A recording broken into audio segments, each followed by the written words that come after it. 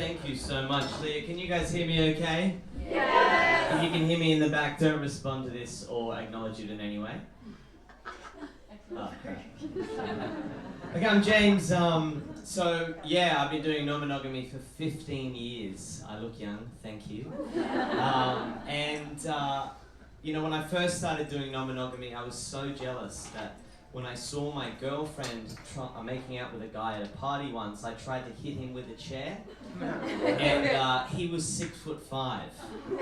That would not have gone well for me. But flash forward to a decade later, when I got married briefly in 2019, the photographer of my wedding was my wife's boyfriend at that time, which really confused the bar staff. So it is a spectrum and it is a journey. And I just love seeing humans get together to talk about the different ways we can share sex and love. It's just incredible. Like, most people don't get together and think about these sorts of things. So I'm really grateful to be up here to be able to talk to you all, because I love this topic. I absolutely love it. I love it so much I've made it my profession. I recently finished studying at the Somatic Institute of Sex and Love out of San Francisco, and I now help people with their journey in ENM. And we're going to fly through some of my favorite bits of information. I do a workshop where I cover a lot of this information in about 2 hours, and we go deep with some of these topics, but we're going to fly through this today. Non-monogamy, a history of sex and love. So my first question to you all is, what makes us different as animals? What makes us different? What can we do that no other animal can do? Can anyone shout out to me? Agriculture. Opposable thumbs, agriculture? Language. Language, okay, so language very common, right? They've recorded monkeys, you know, say, like, look out an eagle. When they play that back to another group of monkeys, they all look up, right? So not language, what else? They create stories that we can all believe in. That's exactly right, Jamie. It is our ability to believe in myths and fiction. So what I mean by that is, I don't mean, you know, stories necessarily, but it's things that do not exist except outside the collective imagination of Homo sapiens, right? And this allows us to work with people that we've never met, because we make up these things that we all believe in, and that allows us to communicate with each other and work en masse. And that's how we grew as a species. Here are some examples of some myths. So money, right? Money does not exist. Companies just completely make up. There's no such thing as Porsche. Like, they don't exist. We just decided that they do. It's like God. If you believe in it, it exists. Sure, exactly. Home ownership. In what way can you say you own a home? No one does. We just agree, oh yeah, that person does. Yeah, but do you think the kangaroos care? No. It's totally made up, right? Marriage as well is another thing that does not exist except outside of our imagination. Oh, cool. So, my question to you is, what makes a good relationship? Let's have a look. So we're talking about stories, we're talking about myths. Just shout some things out. What makes a good relationship? What is it? Communication. Communication, that's great. What? Trust. Connection. Honesty. Respect. Sex. I was waiting for someone to say sex. Come on, sex. Okay, great. Great. So there's a bunch of shared beliefs that we all have around what makes a good relationship. And we've all got kind of our own ideas based on our upbringing, or maybe the stories that we watch on TV. But there really are only two things that society says you need to have a successful relationship. And if you do not have these two things, then your relationship is a failure, according to our common myths. And the first thing that every relationship needs in order to succeed is someone has to die. And what I mean by that is, if you break up for any other reason, your relationship was a failure, right? So you have to last until someone dies. Otherwise, your relationship is a failure. And I run a book club for people interested in non-monogamy, and someone introduced themselves recently and said, you know, I'm out of a failed marriage. And I said, did the marriage fail, or did you just break up? Right? Because, you know, we're taught, I liked Sam's use of the language that it was a very amicable uncoupling or something, I think he said. You know, because just because you break up doesn't mean it's a failure, right? If you had everything else that you guys just said, the communication, the trust, the sex, everything, but you break up, failed relationship according to society. And the other thing is, of course, that it needs to be monogamous. Because if you have a 50-year marriage and one day one of you kisses someone else at a nightclub, not sure what you're doing at a nightclub at 75, but good for you, then it was a failure and the whole thing was a lie. So, I don't know, these myths, right? This is why I start with the myths. These are kind of these shared beliefs that don't exist except outside our collective imagination. So monogamy. Monogamy actually means one person for life. And I just want to flag, by the way, that this talk is not anti-monogamy. I know a lot of people that monogamy works really well for. I know that it has really helped us as a species as well. And for some people, it's not worked that well. And I'm one of those people. Monogamy actually means one person for life. Now we take it to mean one person at a time. So it used to be one person forever. Very recently it's changed. Now cheating is something we've all been affected by. So I just want you to put your hand up now if you have ever cheated or been cheated on. Alright, let's get honest about this. Cool. Leave your hand up. Now put your hand up if you have ever had someone confide in you that they're cheating or that they've been cheated on. Right? So every person here basically in this room. Cheating. So universal that it's in the 10 Commandments. Several thousand years ago, they put it in the 10 Commandments. Thou shalt not covet thy neighbor's wife, and thou shalt not commit adultery. In other words, don't do it and don't even think about doing it. Now, when they were about 8 commandments in, presumably the scribe was like, what else should we do, Bishop? And he was like, I've been really thinking about this adultery thing. We should put it in a second time. And he's like, what about murder? No, Charles, not murder. I mean, we don't need to worry about murder. We've got to make sure we put in this adultery thing twice, right? Such a big deal. Thousands of years we've been doing it. And there are tragically still 9 countries in the world today that impose the death penalty for adultery, okay? So even when people are at risk of death, they still stray. So why are we so bad at it, for some people, I should say? Well, here's probably why. So, a little bit of a history of us. I love this shit, by the way. This is like, I'm so excited to talk about this. So, Homo sapiens, we know that we have been around for about 300,000 years. Anatomically modern humans, 300,000 years. We are most closely related to the chimp and the bonobo. We're so genetically close to chimps and bonobos, we're closer than an Indian elephant is to an African elephant. That's how close we are, okay? And very similar social structures. Very social, very sexual primates. Chimps have sexual swellings about 40% of their menstrual cycle, so the females are available for sex about 40% of the time. Bonobos 90% of the time, and human females are one of the only animals in the entire animal kingdom that are available for sex throughout the menstrual cycle, okay? So we evolved from a common ancestor about 3 to 5 million years ago. So a couple of million years, we've been the same for about 300,000 years. So that's pretty unusual. Why would we have, why would that have stuck around? And this thing here is probably one of the most important things that I love for people to take away. The primary function of sex in Homo sapiens is the forming and strengthening of social bonds. We do not have sex to procreate. We have sex to bond with each other, to form connection, and to maintain that connection. And the fact that it feels really good is a bonus. Yeah. And it makes us want to do it more. Cool, so here's a little chart of the 6 great apes just here. We've got humans, bonobos, chimps, gorillas, orangutans, and gibbons. Now you'll notice these little musical notes above the chimps, bonobos, and humans. Above the female, that's because in those 3 species, the female makes more noise than the male during sex. This is called female copulatory vocalization. So she wasn't just putting it on. I don't know if that's true. So basically, females make more noise than men during sex. You'll notice as well that the humans, chimps, and bonobos, we have much bigger penises than all the other primates. The gorillas' erect penis, silver ridgeback gorilla, is between 3 to 5 centimeters maximum when erect.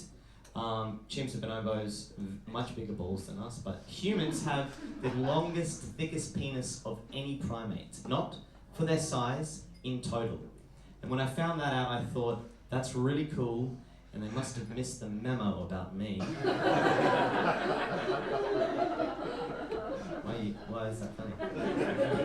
Cool. And what you'll also see here is there's a number here. This is 1,000 to 1. So humans, chimps, and bonobos, we have sex on average 1,000 times per human birth. So it's definitely not for procreation. It is for pleasure and is for bonding. Down the end here, you'll notice that The gibbons are the only ones that are labelled as monogamous. So these guys, they're all like polygamous, as in one male has the harem of women. Gibbons are famously monogamous, but there are so many cases where when one gibbon is out sort of doing a bit of hunting, the other gibbon occasionally strays, which I think if that happened in humans, they wouldn't say that that was monogamous. They'd probably be in trouble, so I've given them a big X there. And written monogamish. Cool. So physiologically, I mean, I knew when you were coming out to PIP Talks, you were like, I hope James puts some monkey penises on the screen, and I sure did.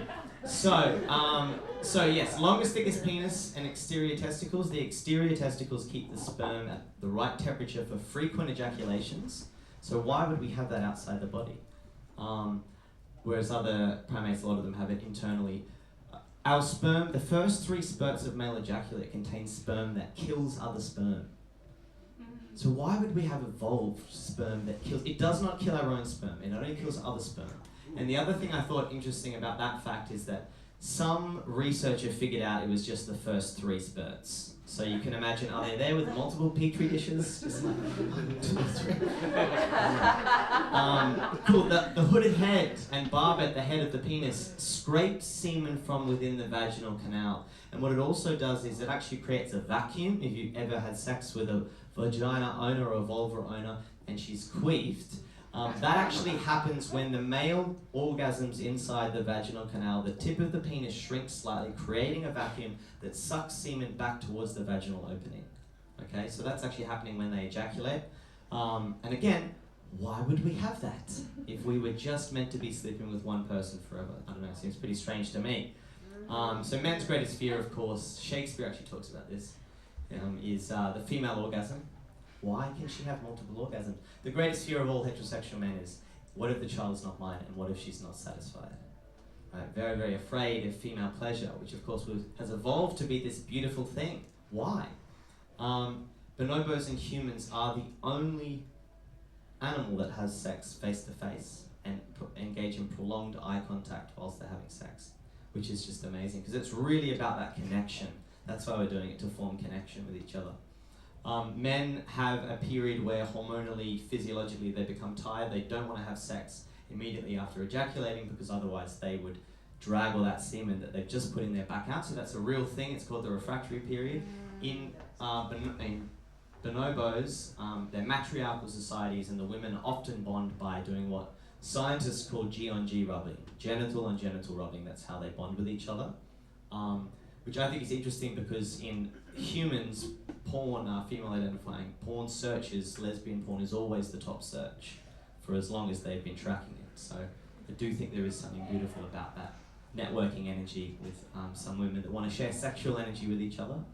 And then for men, I love this little fact here that I came up with. So if you talk to the typical heterosexual man and you're like, bro, do you want to have like 4 women and you, or 4 guys and 1 woman? He's like, well, I want to have 4 women, of course. But when he's at home, the statistics say that he always searches for more men, less women. Because men are very attracted to multiple men, single female, sexual situations, because we've evolved to have sperm competition. Our sperm is designed to compete with each other, and we're actually attracted to the opportunity for that to happen. Gangbangs always in the top 20 searches worldwide in all countries for men. Reverse gangbang, I'd never even heard the term reverse gangbang until I read that in a book. So there you go, that's the truth. Cool, so, how am I doing by the way? Is this okay?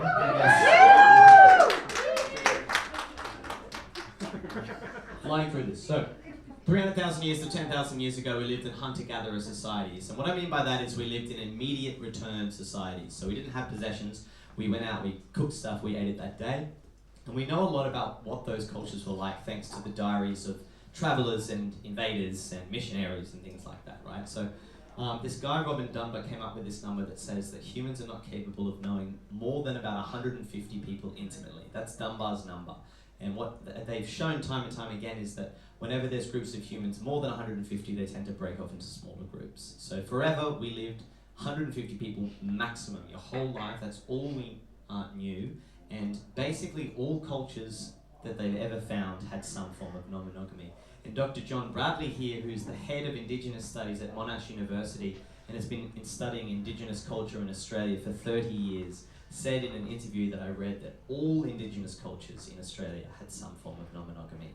So that's 65,000 years of continuous culture, non-monogamous.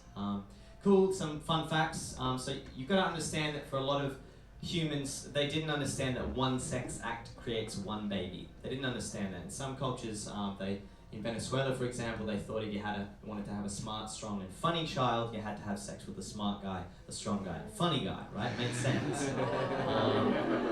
There's one culture where they thought that women just have lots of sex, and when they're ready, they just start growing a baby. That makes sense as well. And then this is one of my favorite concepts from the diary of a Jesuit that stayed with some Nascapi Indians. He couldn't understand how the men could let their women have sex with all these other men. And he said to this Indian, he said, but like, aren't you worried? How do you know whose child is yours? And the Nascapi Indian said, thou hast no sense. You white men love only the children of your body, but we love all the children of our tribe. Why does it matter whose kids are whose, right? Cool, and then I love there's a place in Africa where when a female reaches sexual maturity, she's given her own bedroom in the house, and that room has a door onto the street. It's called her flower door, and she can have people over whenever she likes for as long as she likes. They just have to be gone by morning. I think that's really cool. And no one asks any questions. That's really beautiful. And there is a tribe in Indonesia, until very recently they still practice this. On the night of their wedding, because they didn't really have marriage, but Westerners were like, it's kind of a marriage. On the night of the wedding, all the male relatives of the bride have sex with her. Unless that number is greater than 10, in which case it happens the following night. So, yeah, marriage, huh? That's amazing. Cool, so what happened 10,000 years ago? About 10,000, 12,000, anyone? Agriculture. Agriculture, there we go, it's agriculture, right? Agriculture! So agriculture happens, and this is what happened with agriculture. We started thinking about the future. There probably was no concept of the future, really. If you think about it, you live day to day, you know about the seasons, and you know where the food's going to grow during certain seasons, but why would you think about when I'm 34, what am I going to be doing with my life? You don't really think about it. But with agriculture, all we have is what we're growing here right now. So we start worrying. We start worrying who's going to get the farm when I die. Okay, well, I'm doing all the work in the farm because I'm bigger and stronger. You're taking care of the kid. And there's only one way I can be certain that those kids are mine, and that's you can't have sex with anyone else. So assured paternity became very important. Men started having all the power, and they wanted to make sure that women weren't having sex with anyone else.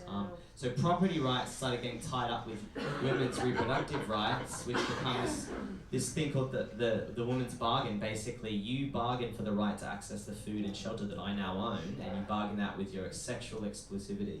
And so I do like to say this, and this is controversial, if you are a feminist and you're engaging in unconscious monogamy, then you are playing right into the patriarchy, because it was literally invented to control women's sex.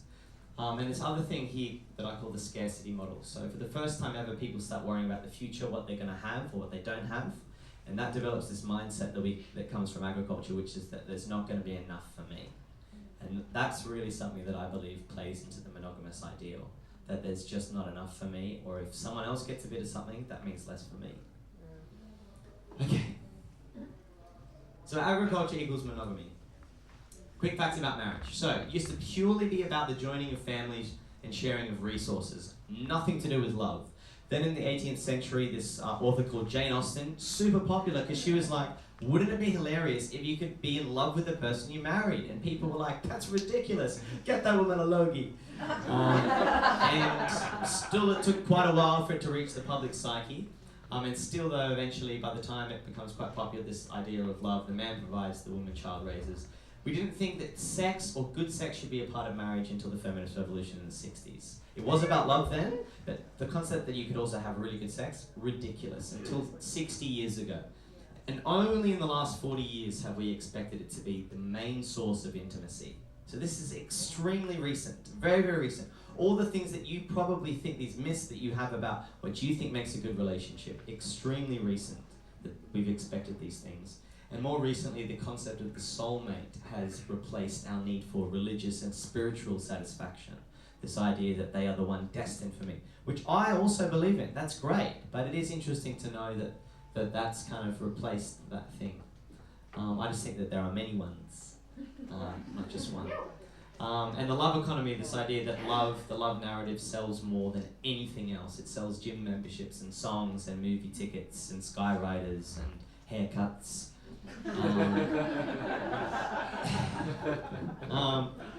So it used to happen immediately after leaving home. Now it happens late 20s, early 30s. When infidelity happens, the shame used to be if you broke up in the 50s. Very shameful if you broke up. Now the shame is if you stay. Because if she cheats, even if she does all of the things that we talked about earlier that make a good relationship, that is unacceptable, get out. So the shame is now if you stay. We used to leave because we weren't happy, now we leave because we could be happier. And divorce rates from 30 to 70%, depending on whether it's your first, second, or third marriage. Cool.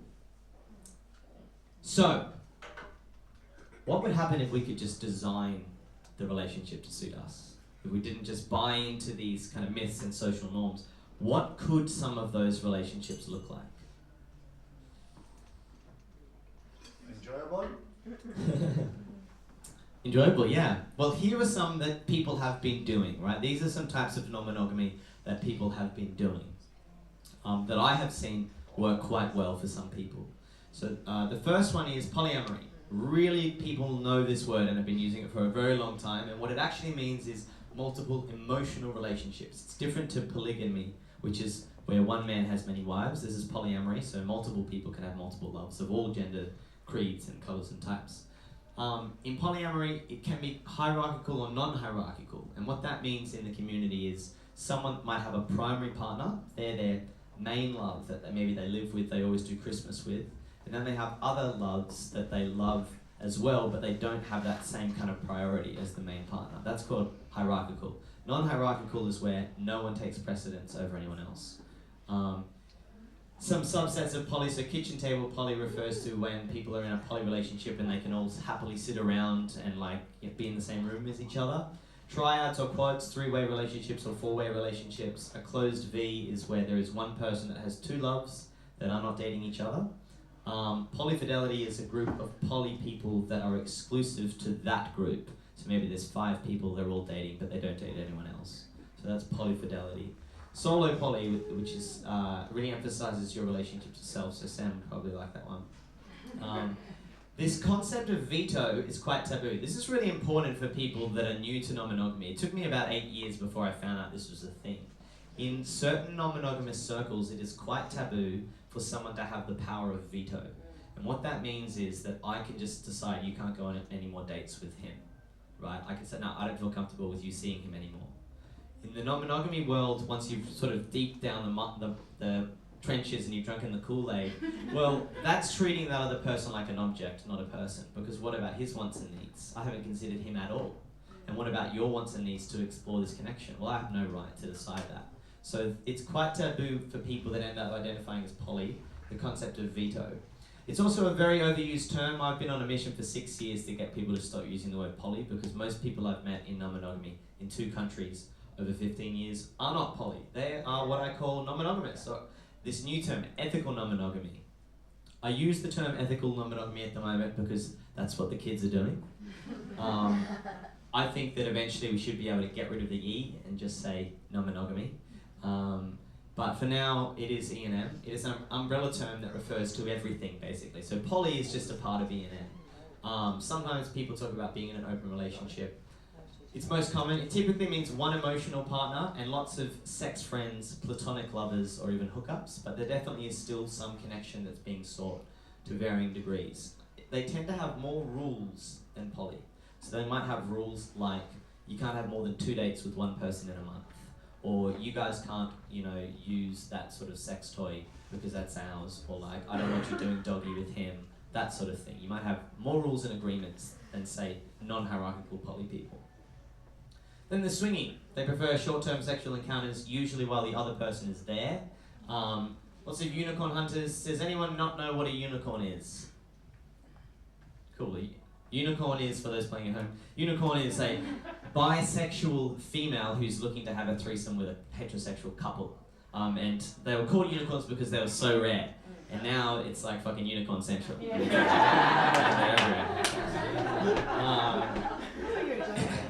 Swingers love sex parties. They also love various combinations of these letters. I've learned that the letters in different orders often mean different things. Male, female, male means usually she's going to be in the middle. This one here means maybe the guys don't mind playing with each other.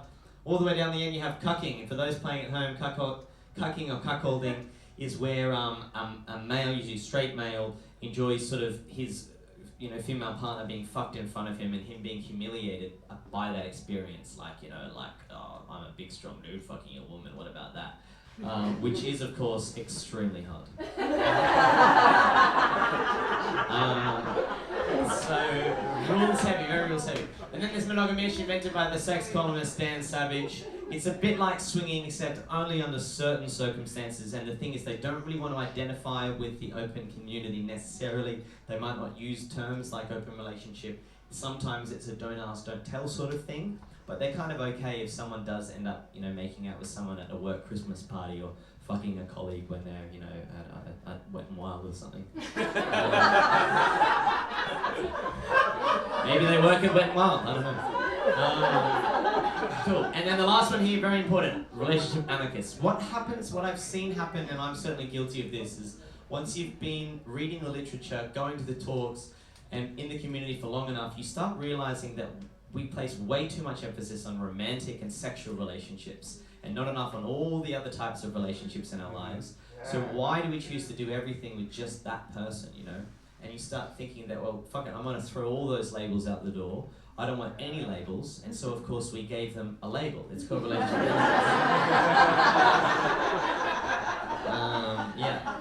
Real interest, anti-normative individuality. And I put the people all over there. That was pretty clever. Thank you.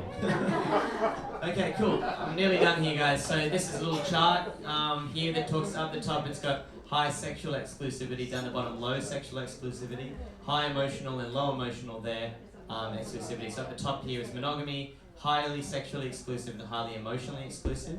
And down the other end here you've got relationship anarchy. And you can take a photo of that, or I can tell you where I got that later on. Cool.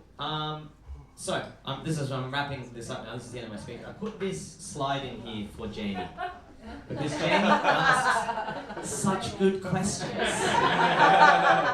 and I know that he really likes to get to the heart of things. And so I thought to myself, why? Why do I care? Why do I do this?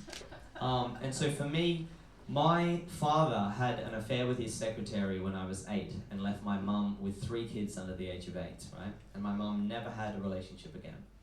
So my life was hugely disrupted by, an infidelity. And that's often people's worst fear with non-monogamy, is that what if they leave me for someone else that they meet? But that happened to me with a monogamous relationship. And so I saw that failure of monogamy. And then I was raised by a mother that was like, you can be anything you want to be, I believe in you, fight against the grain.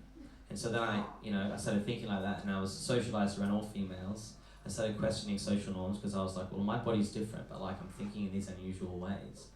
And then I started doing non-monogamy accidentally when I was 19. And then in the time since then, I've been called a sex addict. I've been told I'm a narcissist, I'm abusive, I'm manipulative, I'm selfish, I'm greedy. Again and again and again. And I may be all of those things, but I don't think that the only criteria should be that I just want to have more sex and love. And so I'm very passionate about trying to help people remove the shame, trying to navigate these difficult things, because for the first 3 years that I was doing non-monogamy, I didn't know a single other person doing it apart from me and my girlfriend at the time. That was just that weird thing that James and his girlfriend do. I didn't invent it, but it was very isolating. And now there are so many people doing it, and all the dating apps have changed their preferences so you can have this on your dating app. So I don't want people to go through what I went through. I don't want people to feel that shame that I felt. And I also want to help people stay together. I do have a lot of opinions about the way that our culture is around sex and relationships at the moment that I think is making people quite lonely. And so I think, maybe instead of cheating, those people might be able to negotiate a situation where they stay together and everyone gets along. Okay, so that's basically the end. Here's some Fun closing facts. The survey of 64,000 couples by openminded.com found that women are more than 2 times more likely to open a relationship, 70% of the time. It is a female-led movement. Monogamy is assumed in hetero couples, but in gay communities, mainly gay men communities, they often assume non-monogamy and they negotiate monogamy. In 2016, the first child was born with 3 parents, someone with the sperm, someone the eggs, and someone else did the mitochondria, which is crazy. In Somerville, Massachusetts, in 2020, the council gave legal protection to polyfamilies because of COVID, not for religious reasons. They just said, I know lots of people that have more than one person in their bubble, which I thought was really cool. Metamors, for those that don't know what that is, it's where you are love or good friends with your partner's other partners. Not in a sexual way, you just love them. Like, yeah, because you love my partner, I love you too, you're awesome. I have this lotto example I tell people. When I pitch non-monogamy to people, their mind goes immediately to, I don't think I could do that because it would be so hard being alone while my partner is out on a sick day, which is the worst case scenario. But when you buy a lotto ticket, you don't go, fuck, I'm gonna lose 20 bucks. You go, oh, what if I win $1 million? Even though it's quite unlikely. But what I guarantee will happen eventually if you stick with non-monogamy is that you will be the one out on that day and have a fantastic time, and you get home and your partner will be like, I'm so happy for you. Like, that's amazing. And like, it's like you win the lotto, it's amazing.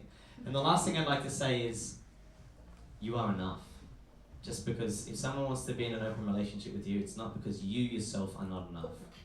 When a mother has a second child, she doesn't do that usually because that first child is just not enough in who they are. It's because she has more love and she just finds more love to give. And you know what the word is for a mother that loves all of her children the same? We don't have a word for that. It's so universal. But at some point in our history, people started trying to love one person at a time. So we came up for a word for that thing that people were doing.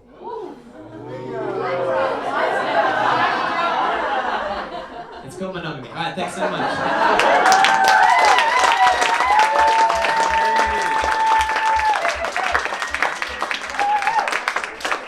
You can book me. I started ENM Australia. You can email me at enmaustralia.com.au. There's my socials.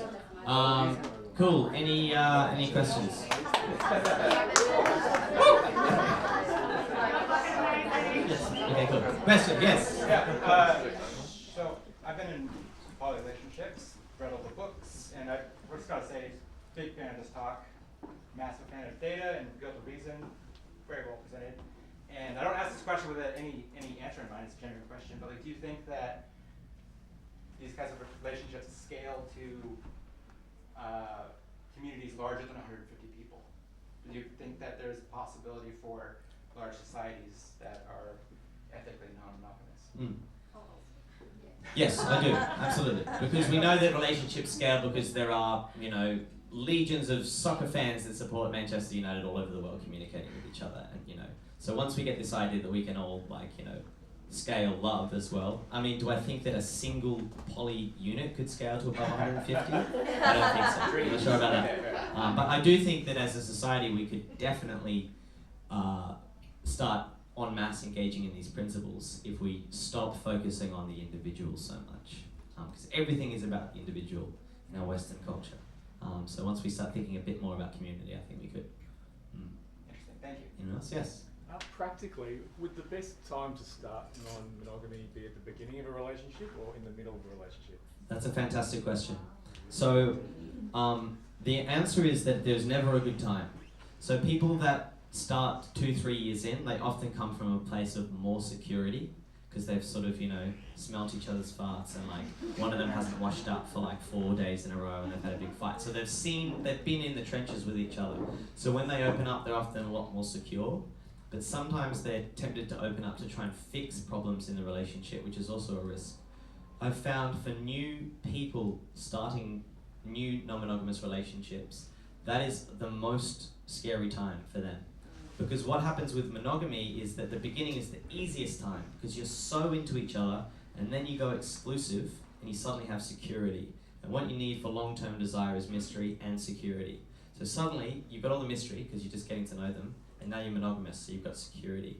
Whereas with ENM, you're so into each other, but they're still kind of also seeing other people, and that can be a little bit scary for some people. Whereas long-term, that's when monogamy really struggles, because it struggles to keep the mystery alive. Whereas with non-monogamy relationships, I would argue it keeps the mystery alive because you often see your partner go and give that mystery to someone else. And you're like, wow, that's what they looked like through my eyes when I first saw them. Yeah, so I don't think there's a good time. The time is now.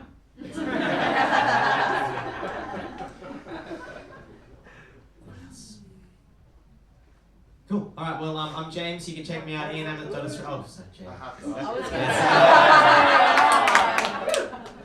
So James, I like to ask questions to get to the heart of the issue.